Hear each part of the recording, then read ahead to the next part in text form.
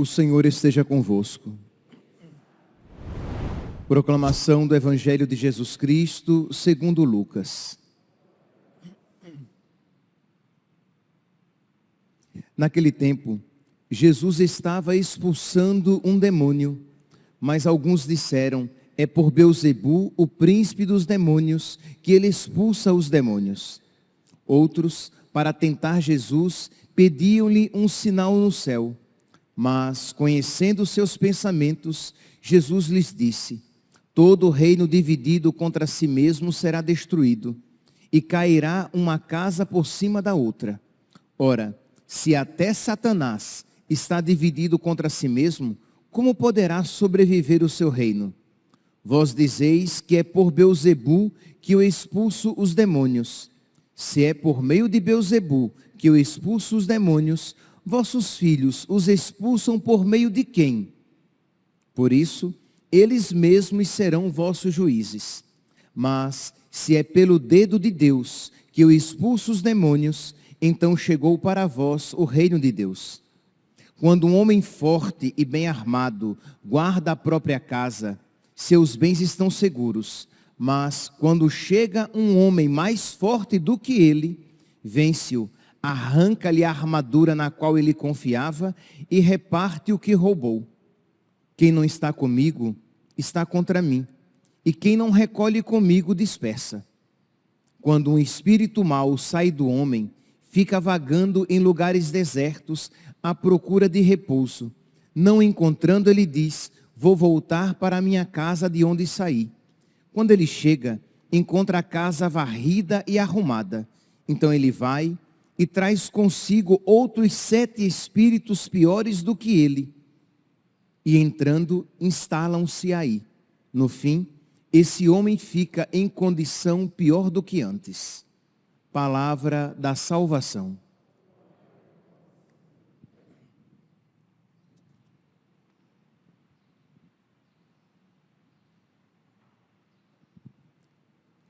Caríssimos irmãos e irmãs, o Evangelho de hoje apresenta uma luta entre Jesus e o diabo.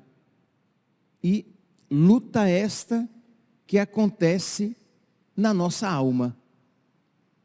A alma do homem, na alma do homem existe uma constante luta que põe o seu fim, a sua salvação sempre em perigo, em risco.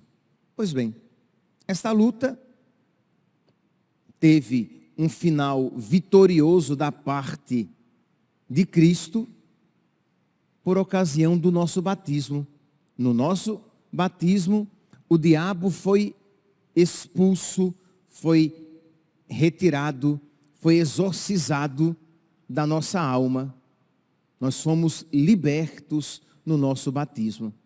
No decorrer da nossa vida, quando caímos em pecado, nós somos libertos também no confessionário, no sacramento da confissão.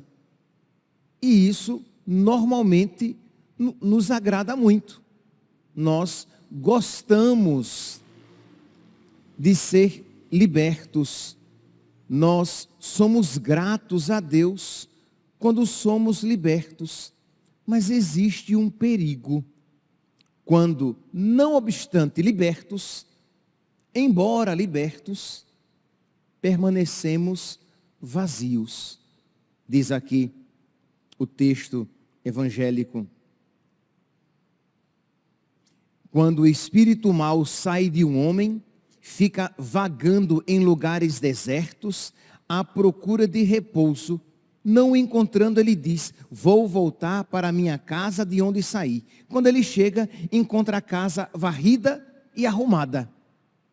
Isto é, o Senhor, ele, ao retirar a sujeira, ao retirar o pecado, ao retirar o diabo, a casa fica arrumada e limpa, mas não necessariamente preenchida. Na vida espiritual existe esta segunda etapa, e que não agrada tanto, e que nem sempre agrada. Que sejamos libertos, que o mal seja retirado de nós, que o diabo seja retirado de nós, que o pecado seja retirado de nós. Isso sempre, normalmente, pelo amor de Deus, isso normalmente nos agrada. Mas a segunda etapa, nem tanto. Às vezes, o sentimento de alegria se faz ausente. E em que consiste esta segunda etapa?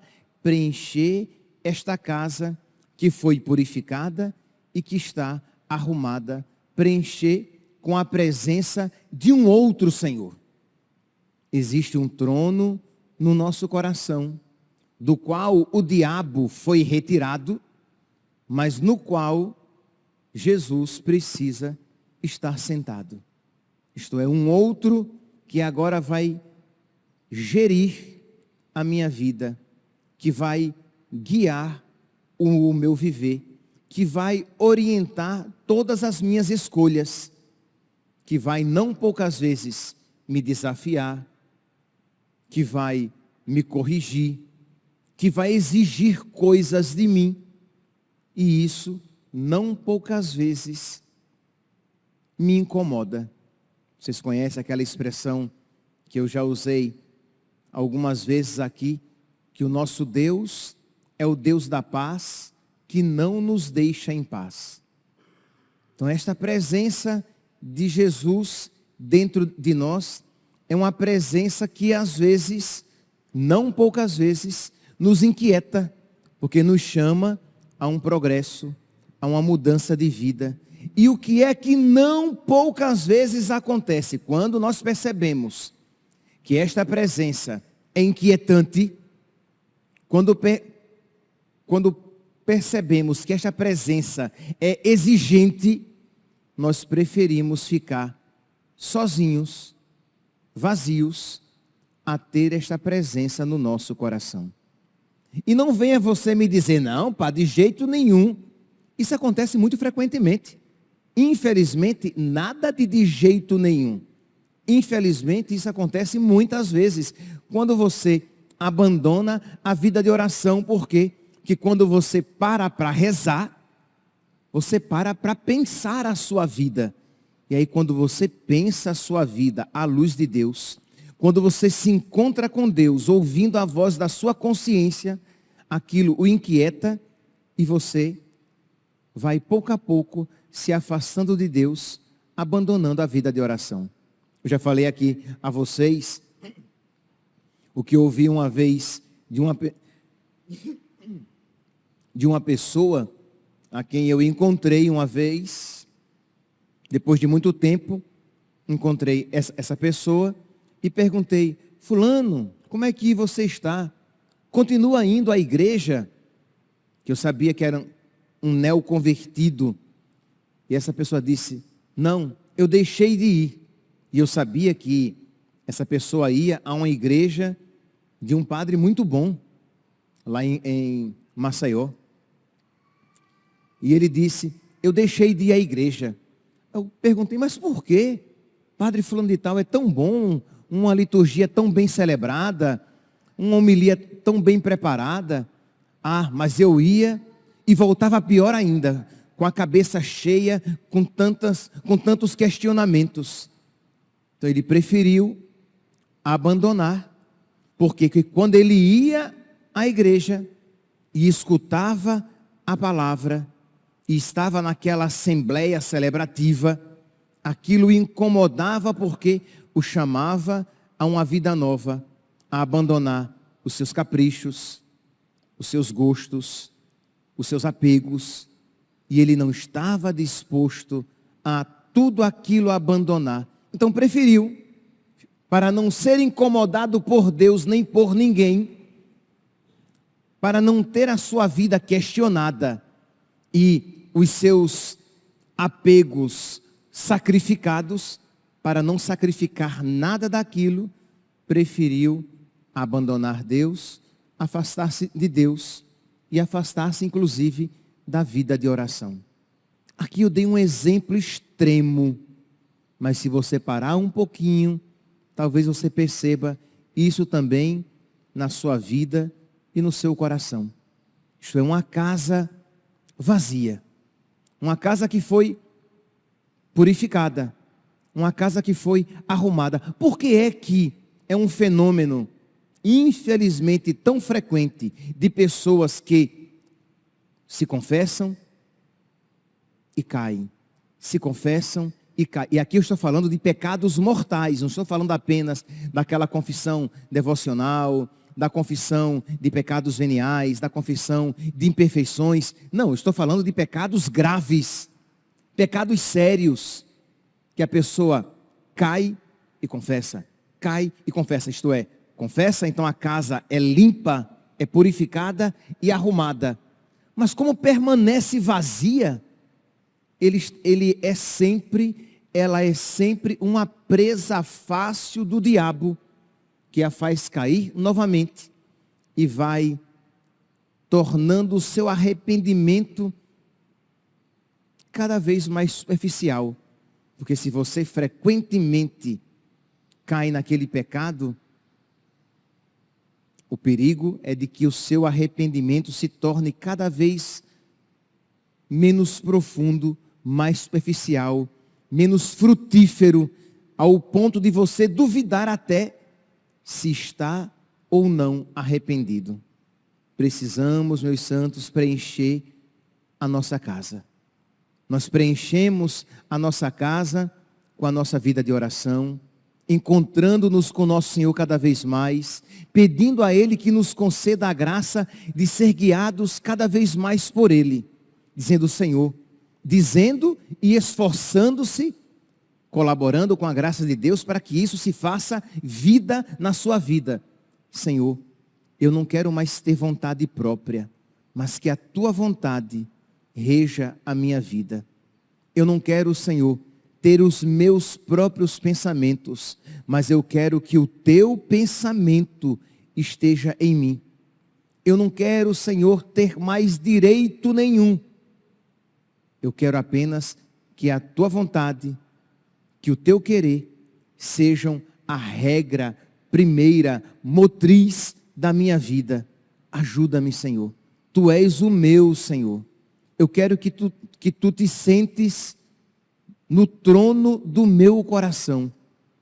Eu quero ser guiado por ti. Não quero ter vontade própria. Eu quero que a tua vontade reja a minha vida. Isso é bonito de se falar, mas é uma luta constante na nossa vida. Então isso você vai vivendo na sua vida de oração, suplicando na sua vida de oração. E aí, é claro, quando você ouve a palavra, por exemplo, na Santa Missa, aquela palavra encontra um eco na sua vida, que vem sendo trabalhada nessa mesma perspectiva, nas suas orações cotidianas, contínuas. Quando você recebe a Eucaristia tem tudo para fecundar o seu coração, que está sendo arado, a terra está sendo preparada para receber essa graça. Mas o problema é, se você não reza, você ouve a palavra e ela bate e volta. É como querer semear este chão de granito. Ele é duro. Nenhuma semente aqui entra. Então, a palavra vem, mas não encontra lugar no meu coração. Você comunga, só que as suas comunhões são sempre muito superficiais, porque não existe um desejo profundo, presente no seu coração, trabalhado no dia a dia, de você ser guiado por Jesus, de Ele ser o seu Senhor, o Senhor da sua vida. Quando isso, meus irmãos, quando Jesus está sentado no trono do seu coração, Quando na sua vida existe um desejo sincero de ser guiado por Deus, pela palavra de Deus, pela vontade de Deus, de que o senhorio dele esteja estabelecido na sua vida, a sua casa não está apenas limpa, varrida e arrumada, mas ela está preenchida. De modo que, se a tentação voltar, não encontrará mais gancho para fisgar você. Se o diabo com mais 7 demônios voltar, querendo se alojar na sua alma, não encontrará espaço. Por quê? Porque a casa está preenchida, o trono está ocupado por Jesus, nosso Senhor. Peçamos então nesta Santa Missa a graça de ter o coração varrido e purificado, arrumado pela graça de Deus, mas peçamos também a Deus a graça de Ele preencher toda a nossa vida, de Ele se sentar no trono do nosso coração e guiar todo o nosso viver. Louvado seja nosso Senhor Jesus Cristo, para sempre seja louvado.